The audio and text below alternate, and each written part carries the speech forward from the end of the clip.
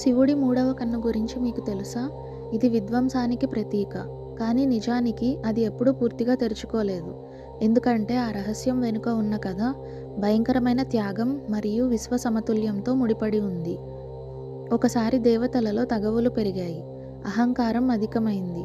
శివుడు వాటిని సమతుల్యం చేయడానికి మూడవ కన్ను ఉపయోగించారు. ఆ క్షణంలోనే విశ్వం కదలిక సాధించింది. కానీ ఆ కన్ను పూర్తిగా తెరిచి ఉంటే ఆ ప్రభావం అంతులేనిది.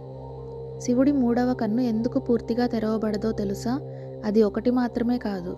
సృష్టి శక్తుల సమతుల్యం, జీవనం కొనసాగించడానికి మరింత సమతుల్యత అవసరమని గ్రహించినందువల్ల. శివుడు ఈ విధ్వంస శక్తిని పరిమితం చేస్తూ ధర్మాన్ని కాపాడే ప్రయత్నం చేశాడు. శివుడి మూడవ కన్ను కేవలం విధ్వంసానికే కాదు, అది ధర్మాన్ని రక్షించడానికి, జీవన శ్రేయస్సుకు సేవ చేయడానికి ప్రతీక. మనకు ఈ కథ జీవితం గురించి విలువైన పాఠాన్ని నేర్పుతుంది.